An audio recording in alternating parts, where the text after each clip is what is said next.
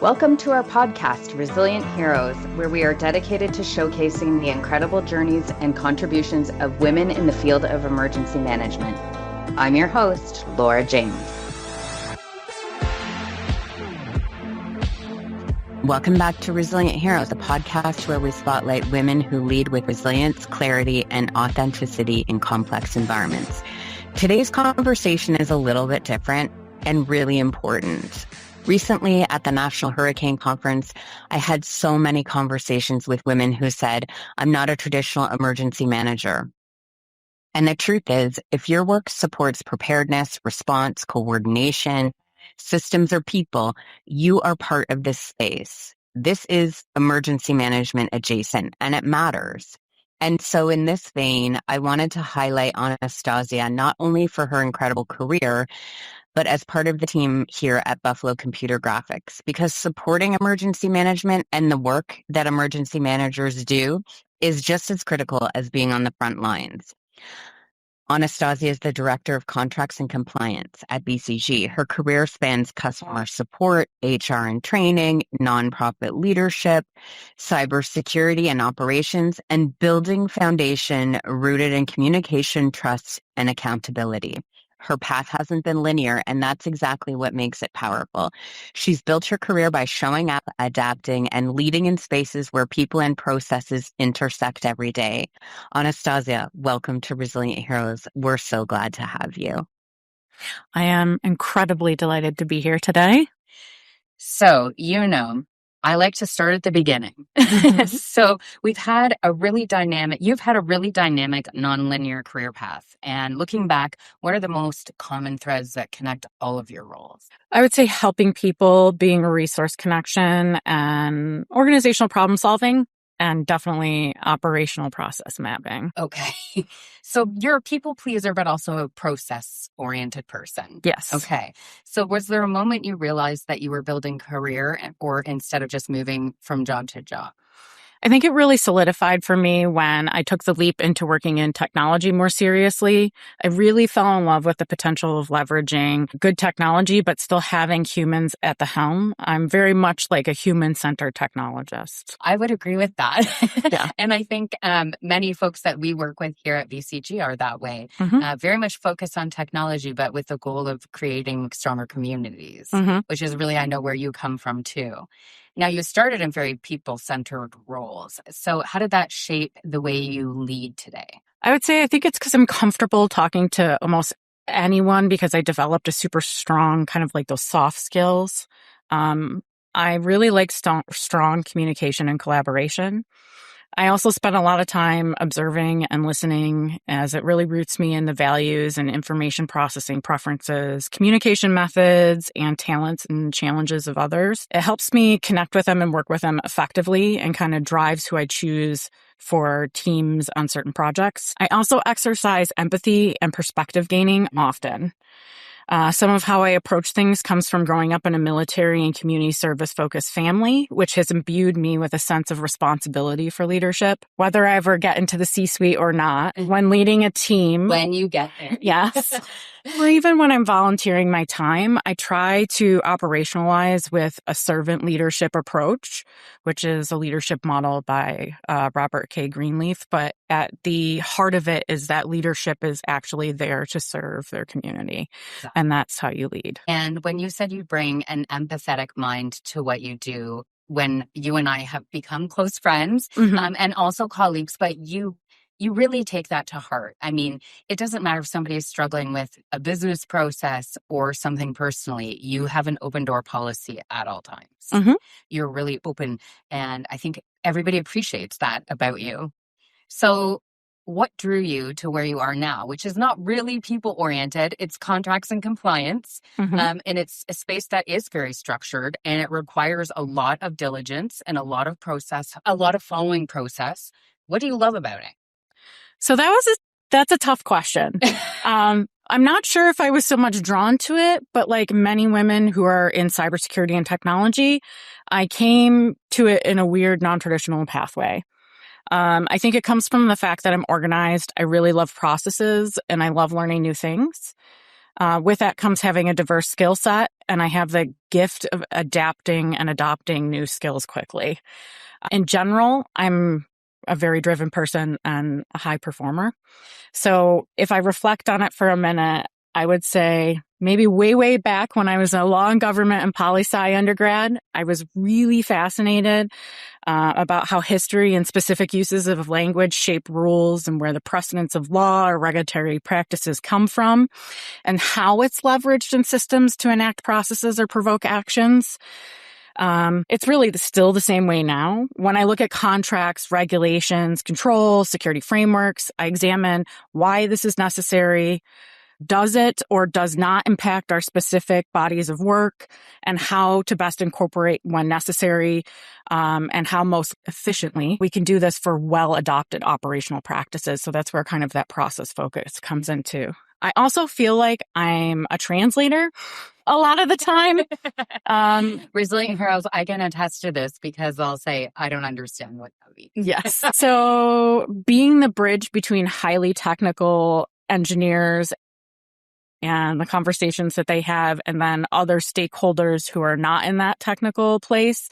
There is a talent of being able to extract the necessary information and translate it into digestible ways for non-technical people to absorb that. And so tell me, what do people get wrong about compliance contracts and operational governance? Because we all have our own internal feelings. Absolutely. And what I would say is, on the emergency management side, whether you're an emergency manager or you're emergency management adjacent and supporting emergency management, now compliance for us can sometimes mean a tick in the box, right? We annually have to make sure we did this thing. Not that we did it well, or not that we love to do it, or not that it improved our process. Oh, compliance, we have to meet that every year. But from your side of the fence, it's a totally different thing. So talk to me about it.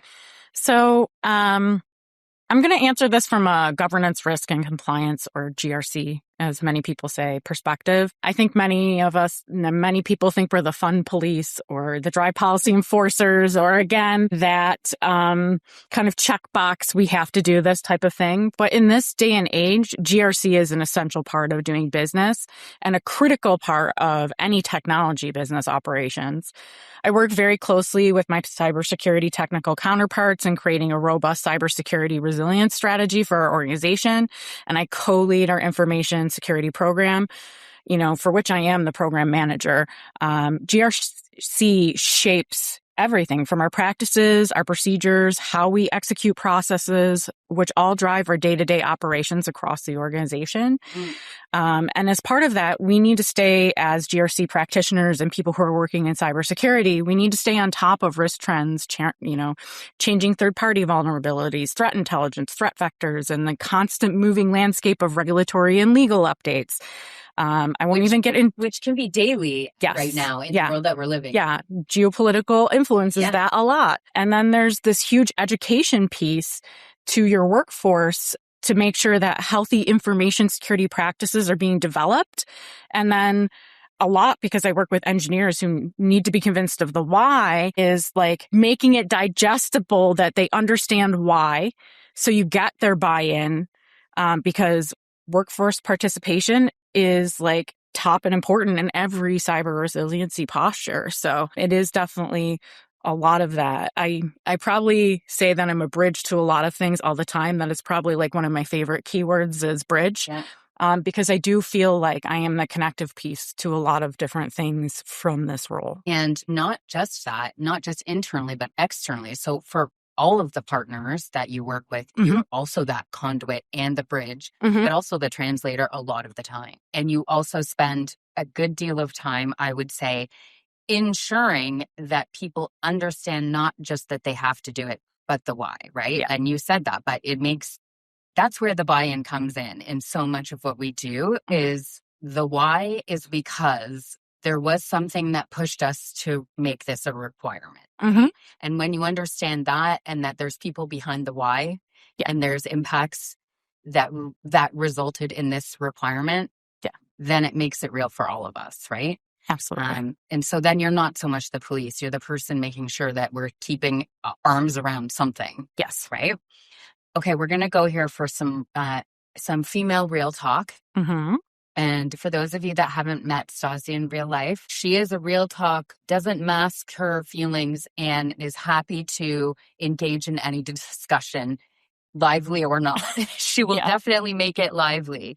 So what has your experience been as a woman navigating, both structured and male dominated environments? And you mentioned there that you come from a military background. So, I mean, that's probably where you're going to start. You're smiling at me. So, I come from strong, very vocal women in general, including, my mom being, leadership in the military. So I kind of grew up always feeling comfortable speaking my mind and leading with my knowledge and experience. As my GMA used to say, I've been leading people since I was like 3 when I used to lead my same aged male cousins into all sorts of shenanigans, but I was always the instigator. And she figured that out real quick, that this wasn't their originating idea. It was mine. As I got older, I think like most women, there started to become resistance to my voice. And the injustice that I felt in those moments is something I struggled with a lot. Because it's like I was raised in this healthy environment with equity, and where I was allowed to be this individual. And then moving into the real world, it was hard to grip with growing up that way, that the world wasn't like that. And so like most women that I have talked to in a lot of these fields, they've been talked over, or ideas didn't stick until a man regurgitated them. And for women in tech, a lot of the time people automatically default to talking to your male counterparts, even if you are the subject matter expert. So like microaggressions are part of the deal for women leaders in this day and age. It's getting better, but it's still there and very real. On the flip side, since I am a dynamic high performer, I'm not afraid to vote with my feet and will leave an organization for better opportunities and healthier work environments. Do you hear that, Resilient Heroes? Vote with your feet. Yes. I think it's important for women to realize how dynamic and how talented they are, despite sometimes the environments that they are in, and truly have that belief in themselves. Because for most women that I've known, when they usually leave giving a huge talent gap that somebody else has to fill, or several somebodies have to fill. Exactly. They're wearing multiple hats that are not necessarily recognized. Yes. And I want to just stop and highlight a word there that you said, microaggressions. And when I was at a recent conference and we had a panel of women, it was a word that kept coming up, because while it doesn't seem blatant, and it may not seem intentional, it's something that we can easily recognize, having molded ourselves in this environment, right?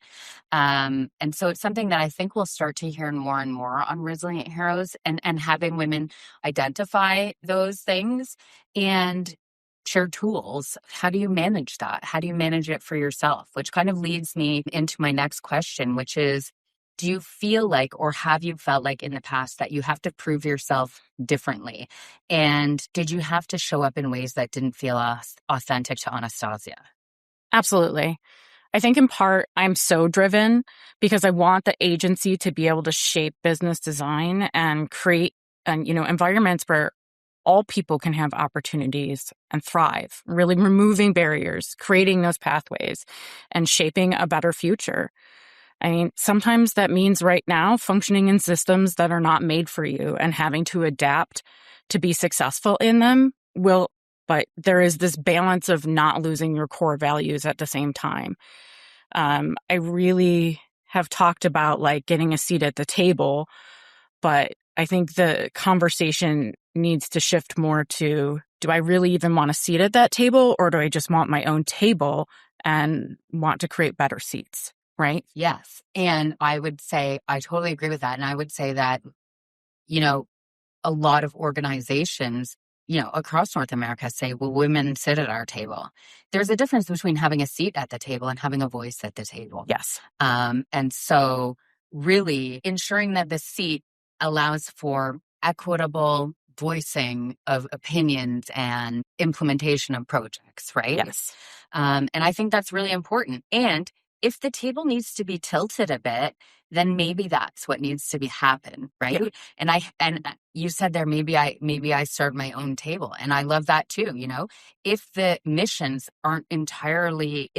can't be entirely solved at this table, then let's break it out. And I've seen you do this before organizationally, where you say, hey, we're gonna chew on this problem as a separate working group, and we're going to come back with some recommendations from a broader audience. And that's something that you identify very quickly, and you do regroup with others and then come back with recommendations. And I think that's a different way of approaching things than some of our male counterparts historically, right? Well, we've got all the decision makers in the room, but maybe you don't. So I would say that, that's certainly in the last 3 years that you and I have worked together, something that you always are very vocal about, and say, hold on a minute, I want to just take a breath and read the room, read the organization, and define the problem a little bit more to ensure that we're actually actioning everything that needs to be actioned. And that is unique to women, I think, a lot of the time, because they take a 10,000-foot view a lot of the time of the problem, because it's not just this problem. There's so much beyond, and you are very skilled at doing that. You're very skilled at identifying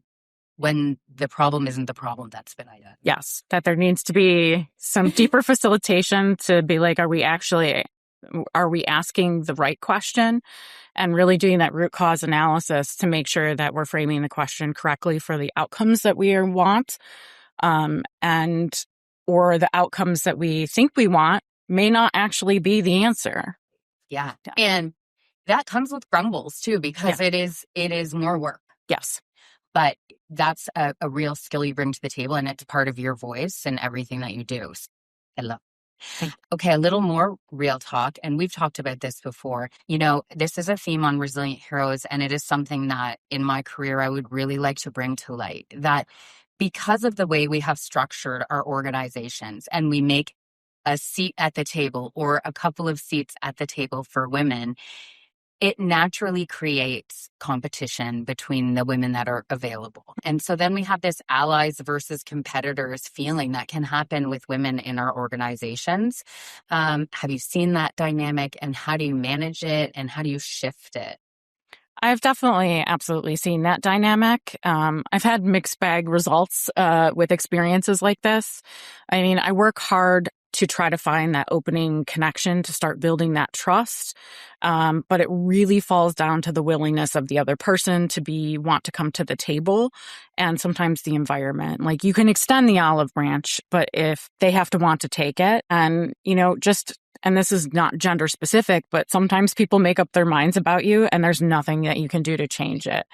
Long term, shifting this really comes down to organizations, cultures, and practices, making sure there are more equitable opportunities for women. So we're not all vying for that one coveted spot that only women can get access to, or that they've designated as, we're going to put a woman in this spot. Yeah. And so, and that's really, and again, that's not specific to women, that's minorities, to marginalized communities, to a variety of other persons who are really struggling for access and deserve to have that equity. Because ultimately, if the end goal is to be our best, is to create excellence, and that I feel like is a lot of people's goals, is diversity has to happen, because diversity of person, diversity of experience, diversity of, background, all these things have to come together, because that is exactly the fuel for innovation, advancement, and growth. So I'm just going to throw this to you. So you have worked overseas. Mm-hmm. And so how has that shaped, how you come at a problem? I think for background, I was doing my graduate work in human rights theory and practice. So I was at the University of Essex, which is a leader in the human rights educational community, and their program recruits heavily from places who are in high conflict areas and other that. So it's a huge international program. English and Americans are the minority of people in those programs. I think there was one other American and maybe like 2 English people, and the rest of our cohort and classmates were from all other places, which means you are experiencing a variety of cultures which come with their own standards and values. There are language challenges. There are protocols that are different how we interface with each other, even just like men and women. And all of that you're coming to that and talking about some really serious things like that's going on in the world, high conflict situations, genocide, terrorism, just a lot of inequitable and really awful things. And some of these people have experienced that. So you're dealing with people who have experienced really traumas in your life.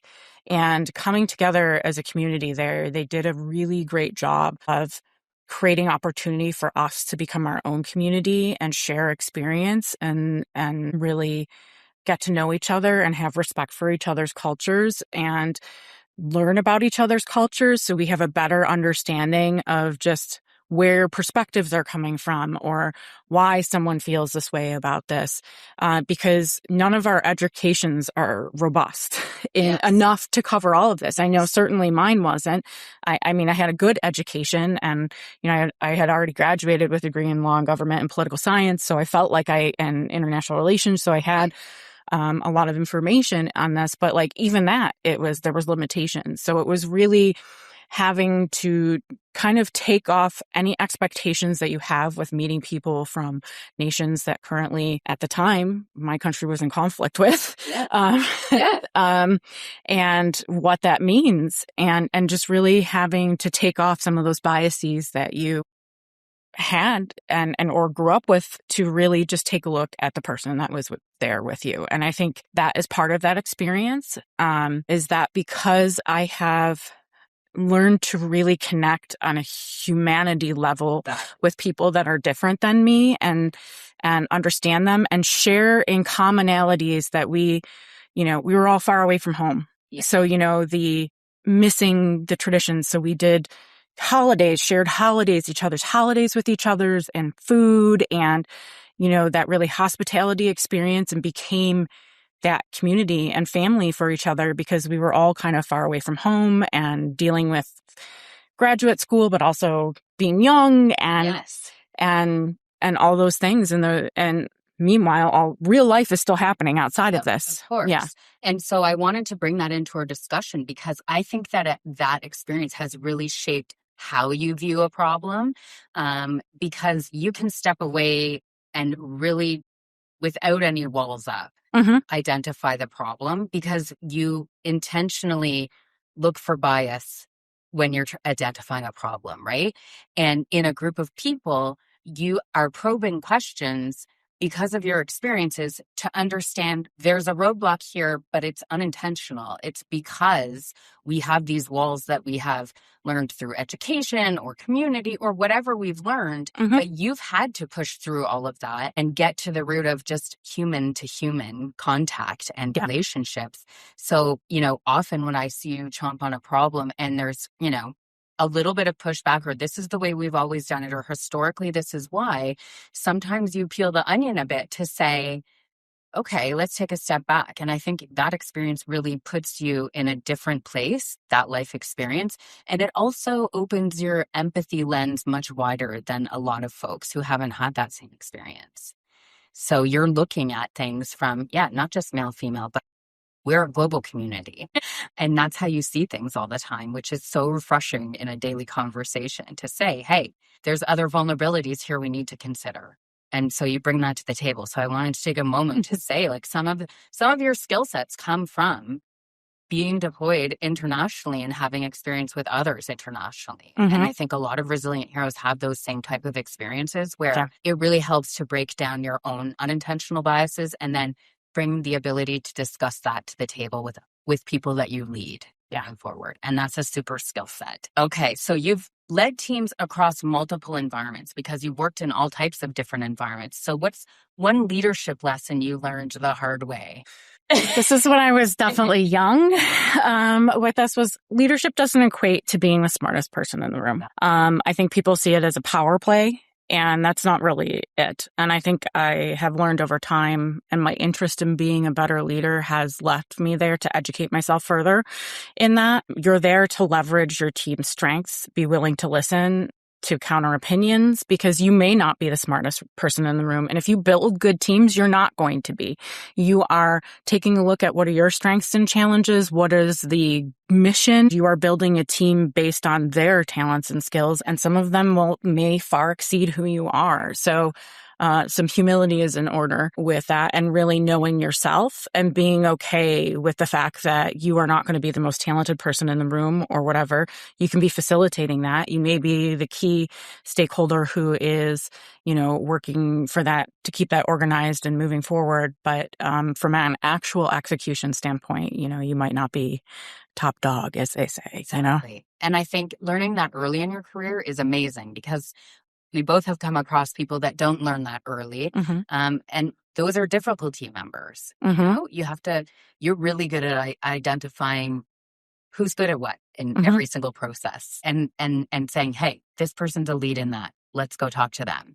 So thank you for sharing that. It's a vulnerability that we don't like to talk about, right? It was something we learned the hard way. That's one of them. Now, how do you build trust with a team, especially when things are moving fast or under pressure? And Resilient Heroes, we had a organizational annual exercise today. So we're just walking out of that. But really, Stasi, how do you build trust? Because you are someone who is held in very high regard across multiple teams with multiple skill sets, who many of those teams don't touch each other organizationally. So you're the only thing that we touch together. So how do you build that trust? I think really for me, preparatory time is important as we talk about resilience a little bit. Planning. But with that, I work to start building trust before the pressure sets in. If given the opportunity, that's ideal.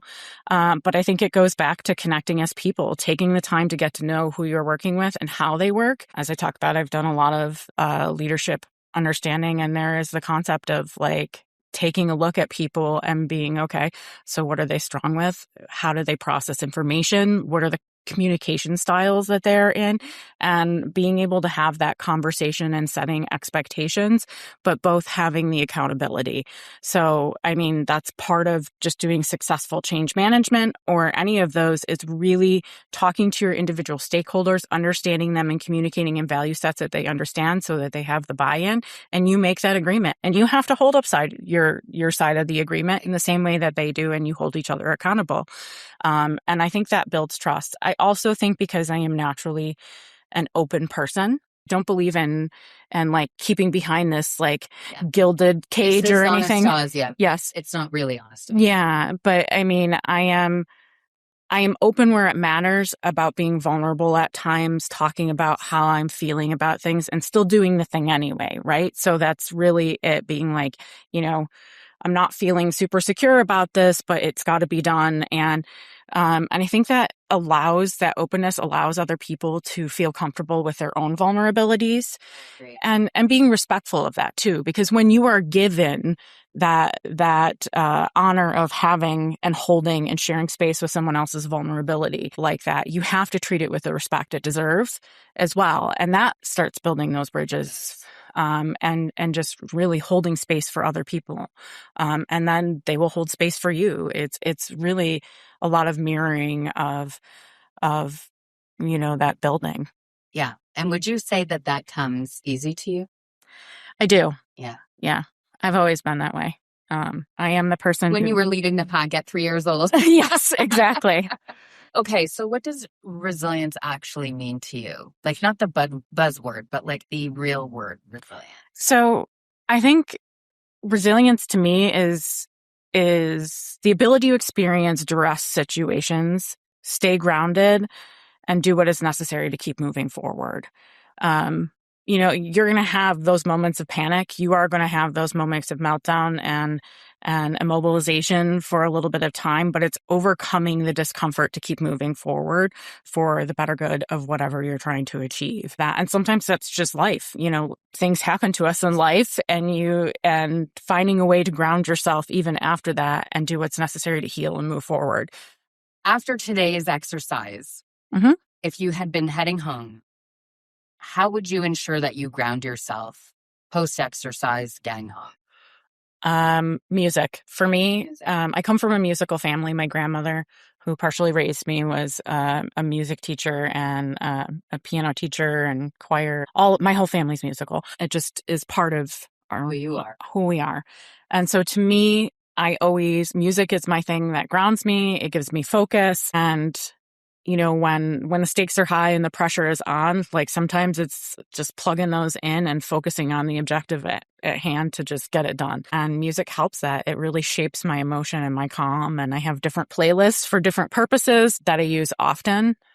I love that. And I'm going to share something else with our listeners. A couple of weeks ago, we all have very stressful weeks. Work gets busy.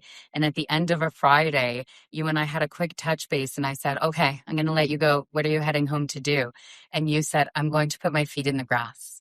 Yes. And I have to tell, I just got goosebumps when I said that. I have to tell you how much I loved that. Yeah. Because, getting back to nature. And you just said it. I'm going home to put my feet in the grass. Yeah. And that's as simple as it can be some days, Yeah. And I love that. And you also don't hold that back. You're happy to share it. Yeah. This is what I'm going to do. You'll find me in my garden or wandering around. Nature is a thing for me. So yeah, I love that. Can you share a moment with our listeners when you had to pivot or start over, and how did you get through it? I think the biggest thing was leaving behind kind of the image I wanted for my human rights career. I share this pretty openly, but I had a very critical illness during that time that kind of just put a stop in my career there and my objectives to want to carry on with that. And it really took the carpet from underneath my feet because I went from being a really healthy person to now having a chronic illness and having to mitigate that now for the rest of my life. And change your entire entire life plan. Yeah. Because of that, and just delay things that were a part of my schedule. As you can hear, I'm a planner. So I have a plan for my life. And it was like, I had no idea what to do with myself. And I was really just down in the dumps because I was like, what am I going to do? Like, this was my hopes, my dreams, my everything. And it was really great because, there was a preacher who at the Episcopal church that, like my mom and grandmother had started going to while I was abroad. And I had gone with them to a couple of services and everything. Been listening to my grandparents, my mom and grandma talk about all the things that I was doing abroad and everything. And then heard that I, had to come home and what was going on. And he very much kind of, after one of the masses, pulled me aside and he's like, hi, introduced himself really more. And he's like, I think I have an opportunity for you. It's not big, but I think it's a start. And I was just like, well, I don't really like organized religion. I think there's some issue. Like, I was like, very like, really not in a like combative space. Yeah. About it. And I was like, I don't really. Yeah. And I was just like, I don't know. And I was like, he's like, you can just save the world one person at a time and start with your own community. And I had known that because I grew up doing community service. That was part of my love. Like my grandparents were those people that they really took the acts of you serve thy neighbor, and so I grew up that way. So it was like, but to me, that was like normal. I was like, well, yeah, you do that. Like you help your neighbor, like you help your community. Like we care about each other. That's a thing. And that's different than doing it at the Hague. Yes. To be like out in the field with the ICRC and like, with that. And he's like, I have this little, community program that I'm trying to get off the ground. And he's like, would you run it? It's only 6 hours a week. It pays crap. I was still in recovery from some of my illness. And so like, I was like still rebounding, health wise. And, he really just made me realize that I could do more. You can pivot in that. And like, and we did, like, I was working with, free pantries and some of the initiatives, supporting the initiatives in our own city. And it really made me heal me, like in the sense that like I was given an opportunity to feel like I had a mission again, that like my vocation was something again, with that, and helped me kind of start to get back into life. And realize that I could do more. And yes, I know the dream is not there anymore, but like I'm more than the plan, Right. Yeah. Exactly. And you pivoted and still are creating the same feelings within your soul. Yeah. Right? Absolutely. Thank you for sharing that. And I love our Resilient Heroes share personal stories. Yeah. And thank you for sharing. Shout out to Father Sean. Shout out to Father Sean. Your work sits behind the scenes. And so for those of you that don't know, I'm going to share here. Anastasia is one of our key directors here at Buffalo Computer Graphics. And so, when I first asked her to join Resilient Heroes, she said to me, but I'm not an emergency manager. And I said, but we don't do what we do unless you do what you do. So you're emergency management adjacent, and you support all of us. And our customers, and all of us are supporting our communities. So it's much more than I am the emergency manager that goes into this community of emergency management practice. So your work is behind the scenes here, but it's critical to how we function. So how do you see your role connecting in the crisis readiness area? Well, I think there's huge overlap between cyber resiliency practices and EM and crisis readiness. So we're all very planning, process focused. We both do, as an example, we did a tabletop exercise today, with us, there's, processes and, our own security plans that we create as part of this. So there's definitely overlap in some of the frameworks of how we exercise, our roles here. I also think... And I would say there's overlap in our webs are so interconnected. Like the compliance piece, the communications piece, there's so much that touches each other in both the planning and response. And then, the recovery and after action is entirely integrated in the organization. Absolutely. And I actually think now, as cyber is rising as a new kind of threat and incident potential, it's starting to get even closer, where emergency management, when we always think of that, we think of, like weather event response or, man-made disaster or something like that. And now there is kind of this new vector out here that affects both of us, right? So I see this evolving as an even closer relationship, because we work, with emergency management supporting critical infrastructure. And so cyber, most of our critical infrastructure now is a cyber threat. Yes. So now we have to really do a lot more of that. So that's where I see that. And ultimately we're supporting the objectives so that you can do your best in your role, right? Yes. So we're part of that foundation that builds the platform for you to launch off of. And emergency managers, if you're not working with your cybersecurity folks, you need to be.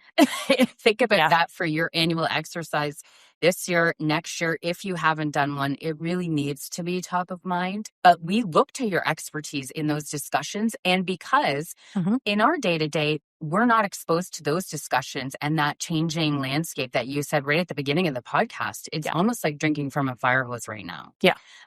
The amount of things that can impact our critical infrastructure, our networks, you name it, you're in there having those discussions, and you're up to the moment. Now, I won't say, but she gets to sit at some pretty cool tables and hear a lot of, really interesting information that is considered, right? As we plan, as we operate, and as we recover from things. So I think it's a good opportunity for Resilient Heroes to think, wait a second, that's not someone who's part of my working group. Is that someone who should be part of my working group? And the answer is yes, if you've asked the question. Yes. Yeah, I can tell you that we do threat intelligence, and I know you do threat intelligence. The more and more we delve into it, the more we realize all of our critical infrastructure is really vulnerable. And it's likely more vulnerable to cyber than it is going to be to the tornado, because over the last 50 years, we've hardened all of our infrastructure to a lot of those external factors. Yeah. And this is one that changes so often that it makes us very vulnerable. So thank you for sharing that. What advice would you give to organizations and getting their systems and structures right before something goes wrong? I mean, as we talked about, preparation and exercise are the key. Exercise creates muscle memory and training, and it will kick in and help you keep calm and focused when it actually have to execute it. And the more you exercise it, the more you understand your planning, the more it becomes second nature to you, so that in the time of crisis, in the time of response, that you're not thinking about, okay, what is the next step in the plan, but you already know, right? And making sure you know where your resources are. That's a huge thing. Where do I find this information just in case I forget that information? Who's the keeper? Identifying your key stakeholders. I mean, in cybersecurity, we talk about our crown jewels. What are the very critical things that we have to make sure that we are protecting in a case of this? And there's a lot of overlap. We talked about this a little bit this morning between, and emergency managers know this, but there's a lot of overlap when we bring in business continuity. So, when we talk about emergency management and business continuity intersect, when you layer in your roles, I mean, you're part of all of those discussions organizationally. So for our friends out there who are listening, think about that. You may, just invite your IT folks to your annual exercise, but think about, are those the IT folks that should be part of your exercise? If your exercise is a cyber exercise, maybe it's a different group of people that need to be at the table. Absolutely. And it often is. So know your organization as well. So if anything, you take away, walk away with that. Okay. So for lots of us in Resilient Heroes, our path has not been linear. And for lots of women, I think that is the case because we find ourselves being caregivers for everybody around us. And that comes with hurdles and roadblocks in our path. So for people that think I'm not a traditional EM, what would you say to them? We get this a lot at Women in Tech as well. Like, I'm not really in tech. Yeah. But do you support tech? Yeah. Are you one of the fundamental things that allows that platform to launch? Like, are you in a role that supports a company that's doing technological objectives? Yes. And it's the same for EM with that. I mean, beyond the fact that, I did do my ICS training and I'm certified, but, with that, are you a fundamental process that flows into the cycle of your organization? Well, then yes, you are an EM. Yeah. Like, it may not be the visible person who's, the incident commander or someone who's running logistics or some of those larger, more visible roles, but it still means that your process is essential to keep that functioning. And so you are in that. And then for those who say that they have come from a non-traditional pathway, that really means that you bring more to the table. Exactly. Thank you. And your experience in different places can absolutely be the catalyst to innovation because of that diverse skill set. And your ability to look at a lens from a different place than maybe a traditional EM is absolutely essential, because as things change and evolve, we need to have new eyes and we need to have new ways that we are doing things because things are changing. That is exactly right. And thank you so much. And this has come up time and time again recently, where I've had listeners reach out or seeing them in person and talking to them. And they say, I love the podcast, but I'm not technically the lead. And, maybe my voice isn't important. So your response there was exactly perfect. You bring something to the table. You're adding organizationally to the response, and don't hide that. Bring your expertise. Absolutely. Be a voice, and don't hesitate to come forward. Okay, we have to move on to the lightning round, though. Listeners know that I can sit with Anastasia for 24 hours and spend time with her because she's so fascinating and loves to talk about everything. But lightning round, so that people get to know you a little bit better. One word that defines resilience for you. Community. Thank you. Go-to snack or drink during a long day. Probably cheese crackers, like Cheez-Its or Goldfish or something like that. Oh my gosh. Yeah. Okay. Goldfish. Nobody said that. I'm a Goldfish girl too. In fact, I believe I have a picture during the pandemic somewhere on social media of just a glass of red wine and a bowl of goldfish.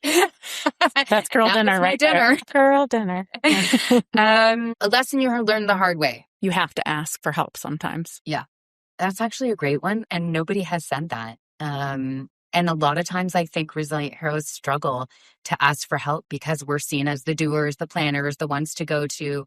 But we also get overwhelmed, and it's okay to ask for help. Thank you. Something that keeps you grounded. Yin yoga. I'm really loving yin yoga right now. It helps you find your place. It's very mind over body. You hold postures for a lot longer. So you're in fighting discomfort. Yes. Yeah. Learning to sit in the discomfort and regulate. Breathe through it. Yep. I like that one. Mm-hmm. And then finally, one word for the future of women in leadership. Emboldened. That's a fantastic one. Thank you so much. Emboldened. I love that. Anastasia, thank you for sharing your story and your perspective with us today, and for all of the work that you do as part of the BCG team and supporting our emergency management programs and our partners every day. I'm so glad you joined us today. Well, thank you for having me today, and the pleasure has been mine, continually collaborating with you on all the things that I do. Anastasia, thank you for sharing your story and perspective with us today, and for the work that you do as part of the BCG team supporting emergency management every day across North America. Your journey is such a powerful reminder that this field is so much bigger than titles. And to our Resilient Heroes listeners, your call to action this week. If you ever have thought, I'm not an emergency manager, but the work you do supports people, systems, coordinations, and the decisions made in emergency management, you're part of this field. Own it, stand in it, and start showing up as a leader. Send me a shout out and recommend your friends and colleagues who don't quite see themselves at the Resilient Heroes table, but you know they should be there.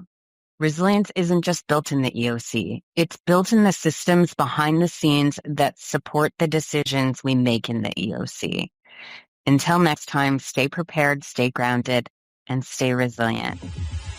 The opinions expressed on this podcast are those of the hosts and guests and do not necessarily reflect the views of Buffalo Computer Graphics. All content is for informational purposes only. Are you or someone you know a resilient hero and would be interested in contributing to our podcast? We would love to hear from you. Please contact us at rhpodcast@buffalocomputergraphics.com.